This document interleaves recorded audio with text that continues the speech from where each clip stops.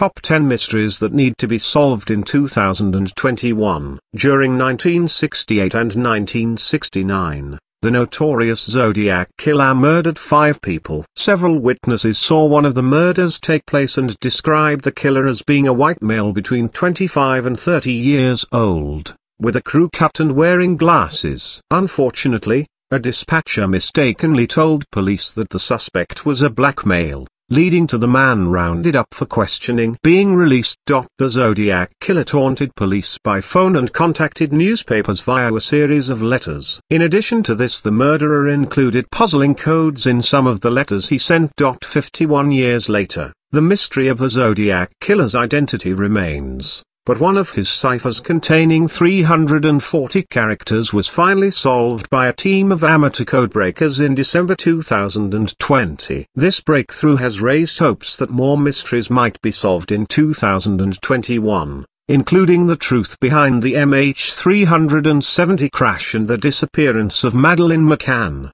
10. Bremen road attacker. On the 22nd of August 1988, social worker Carol was on her way to work at the local psychiatric hospital in Putnam, Connecticut. As she drove along Bremen Hollow Road, the driver of a black pickup truck in front of her started behaving erratically. He would abruptly brake after speeding up and cross the center line, almost scraping the sides of oncoming cars. Carol stayed behind the truck, at a safe distance, but no one could have predicted the horror that would follow. The driver of the pickup suddenly stopped in the middle of the road, pulled out a gun and walked towards Carol's vehicle that had come to a stop as well. The man halted 10 feet from Carol and then shot her in the face. He jumped back into his truck and sped off, leaving Carol semi-conscious and partially paralyzed. A few minutes passed without anyone noticing Carol slumped behind her steering wheel. A utility truck passed by and its driver saw the strange angle at which Carol was positioned in her car,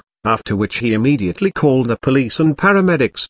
Doctors fought to save Carol after she arrived at the hospital. Her carotid artery was severed, and her face torn apart. Miraculously, Carol survived, and she physically recovered well from the trauma. Her attacker was never found, however, even after more reports emerged of a driver in a black pickup taunting motorists on the Bremen Hollow Road. Witnesses reported that the driver was a white male, with curly brown hair, average build and would be middle-aged today. The pickup was a step-side with flared fenders. 9.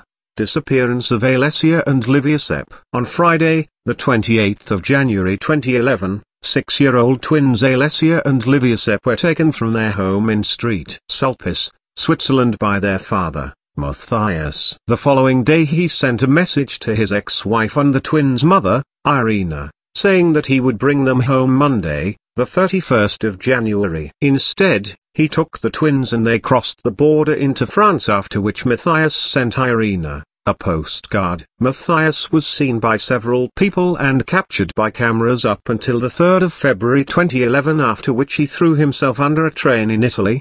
The last time anyone saw the twins, however, was on the 31st of January when Matthias took them on a ferry that transported them from mainland France to Corsica. A letter written by Matthias, dated the 3rd of February 2011, stated that he had killed Alessia and Olivia and that they did not suffer. Police established that Matthias had researched suicide, poison and guns before taking the ferry trip, and feared that the twins were indeed dead. However, no remains have never been found and the little girl's ultimate fate is still a mystery. 8. Where is Susan Powell? Everything that happened after a neighbor left Susan Powell's home on the afternoon of December 6, 2009, was strange and ultimately tragic. The whole Powell family was reported missing on December 7 by their relatives after Susan's mother-in-law and sister-in-law didn't find anyone when they arrived at the Powell home. Susan's husband, Joshua, arrived home in the late afternoon with their sons, Charles and Braden, in tow, claiming the three of them had been camping in Simpson Springs. On December 9, police found small traces of Susan's blood in the Powell family home, as well as a letter written by Susan in which she expressed that she was afraid for her life. Braden in the meantime had drawn a picture of a van with 3 people inside while at daycare, and told a teacher that his mummy was in the trunk. Charlie on the other hand told police that he and his brother went camping with both his mother and father, but that his mother didn't return with them.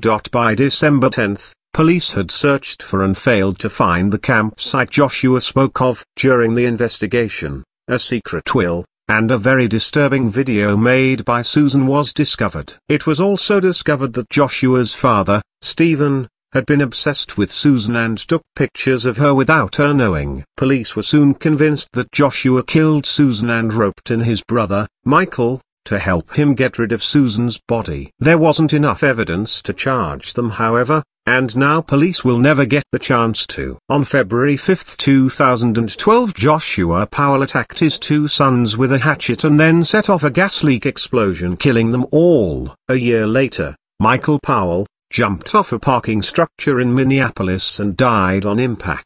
The investigation in Susan Powell's disappearance has been closed without her body being found. Her family hasn't given up help and continues to search, in the hope of gaining some small form of closure. 7. Virginia murders. In October 2009, 20-year-old Morgan Dana Harrington disappeared without a trace after being denied entry back into a Metallica concert in Charlottesville. She was seen alive for the last time, trying to hitch a lift back home. Her remains were found in a field 3 months later on January 26, 2010. She had been raped and brutally murdered. 6 years later, a 33-year-old suspect, Jesse Matthew, was apprehended. At the time, he was facing a capital murder charge of another young woman, 18-year-old Hannah Graham, who disappeared in Charlottesville in September 2014. Hannah's remains were found 5 years after Morgan was killed. 3 other young women also disappeared in and around Charlottesville. 17-year-old Alexis Murphy disappeared from a Lovingston gas station in August 2013. Her remains were never found, but evidence recovered from a trailer led to the murder conviction of 48-year-old Randy Taylor. 19-year-old Samantha Ann Clark left her home in September 2010, taking only her keys with her, and was never seen again. 19-year-old Dasad Sage Smith disappeared after leaving her home in November 2012, telling her friend she would be back soon. In the case of these 2 women, there is no closure and their families still live with the uncertainty over their fate every day. The suspect in Sage's case, Eric McFadden, disappeared shortly after Sage and his mother reported him missing in 2019. Sage's whereabouts is still unknown. Randy Taylor is considered a suspect in disappearance of Samantha but hasn't been charged since there is no evidence of foul play. Samantha's fate, too, is unknown. 6. The case of the tortured teenager. In February 1979, Bob Livesey left to start a night shift at Leyland Motors, while unbeknownst to him, his wife Margaret was meeting up with her lover at a pub in Bamber Bridge, Lancashire. The man dropped Margaret at home later where her 14-year-old son Alan was in his room, grounded after taking a car and causing an accident. Margaret then went to her neighbor's house, after which the neighbor's son set off for the Livesey home and found Alan lying face down on the ground in front of a gas fire. He had knife marks on his face and eyelid, several stab wounds to his body, and had been tied up. Within 5 days, Margaret Livesey had confessed to stabbing her son with a kitchen knife, saying that she had completely lost control of herself after an argument with Alan. 3 days later, she retracted the confession, claiming that police had coerced her into saying she was guilty of murder. 2 trials later, Margaret was found guilty and sentenced to life in prison. She was freed on parole in 1989 and maintained her innocence until she died of cancer in 2000. Supporters of Margaret insist that she couldn't possibly have had enough time to get home, kill Alan and visit the neighbors in the 30-minute window experts believe Alan had been murdered in. Some theories claim that a mystery figure had been spotted in the Livesey backyard the night of the murder, before Margaret had come home. Margaret's family stood with her, also protesting her innocence. Was Margaret truly innocent? Did a random stranger kill Alan Livesey? In 2016 a new inquiry was opened into the case, with detectives reviewing evidence after a long campaign by the Livesey family. The outcome is unknown. 5. What happened to Diane Dye? Her parents' divorce made 13-year-old Diane Janice Dye very unhappy. It was 1979 and her father had moved out of their family home in San Jose. Her mother was working long hours and times were just tough. Diane had a best friend, Nata, who was like a brother to her, and he could see that the divorce was taking a toll on her. She started smoking marijuana and skipping school. On July 30, 1979, Diane told Nata that she wanted to run away. Nata spoke to her for an hour, consoling her and trying to talk her out of it. Diane then thanked him, but asked him to leave her alone. 3 days later, Nata pitched up at Diane's house only to find her mother in a state. She told him that Diane had been missing for 3 days. 41 years later, there have been claims of sightings of Diane all over America, but none panned out. It is as if the girl disappeared off the face of the earth. A friend alleged that she saw Diane at a mall in December 1981 and that Diane told her she wasn't planning on going back home. Authorities have questioned an inmate, Doug Young, on death row many times, but he has consistently denied having anything to do with Diane's disappearance, even though he was seen talking to her before she went missing. To date, there have been no new leads and Diane's disappearance remains a mystery. 4. Who shot Cherish Linny Jacobson? On March 8, 1990, 16-year-old Cherish Linny Jacobson attended an all-night prayer vigil at the Christian Life Center in Stockton, California. She was serious about her faith and wanted to graduate in June so that she could attend the Christian Life College. At one point she left the prayer vigil and returned at 12 a.m. At 1:30 a.m. she stepped out and headed for the church's parking lot to retrieve a bottle of lotion from a car. She walked back to the church building at 1:40 a.m. The pastor's son, Nathaniel, heard something that sounded like a pop.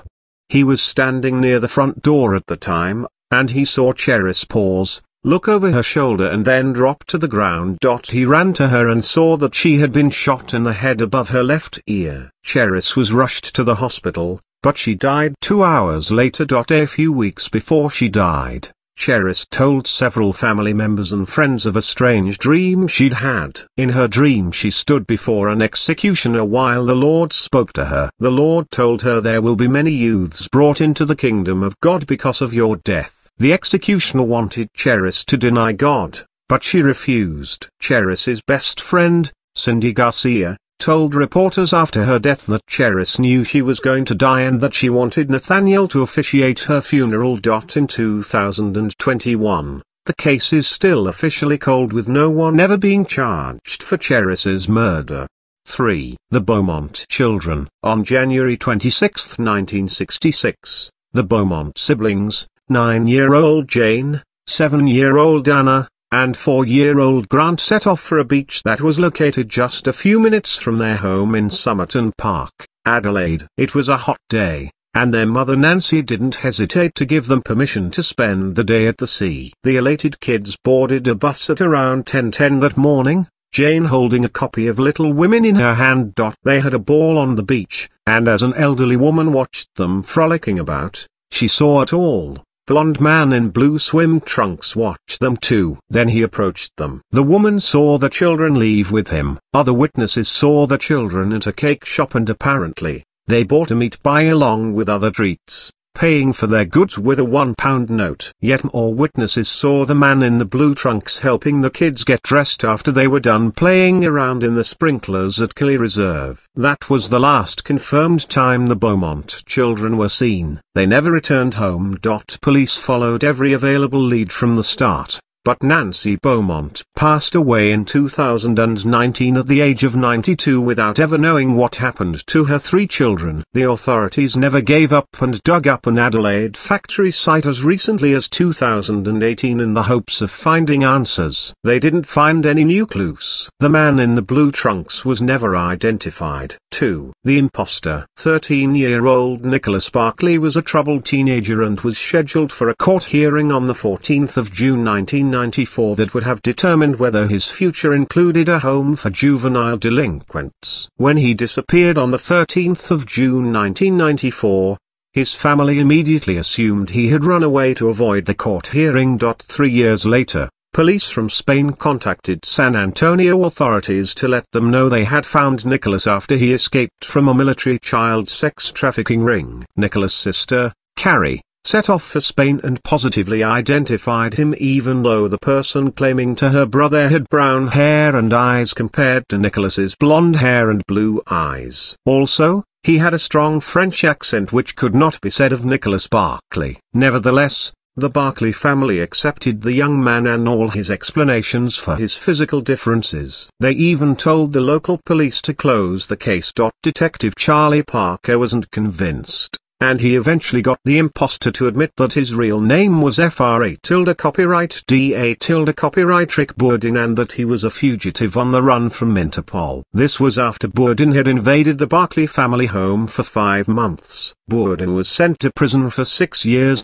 Nicholas Barkley was never found, and it remains unclear whether he is still alive. 1. The missing girls. 13-year-old Joan Horn, 11-year-old Odette Boucher, 12-year-old Anne-Marie Wapener, 12-year-old Yolande Wessels, 12-year-old Fiona Harvey and 14-year-old Tracy Lee Scott Crossley were kidnapped by paedophile Gert Van Roon and his lover, Joey Hahuff, in South Africa between 1988 and 1990. Another victim, 16-year-old Joan Booson, managed to escape Van Roon's Pretoria house and alerted the police. When Van Roon realized his time was up, he shot and killed Hahuff before turning the gun on himself.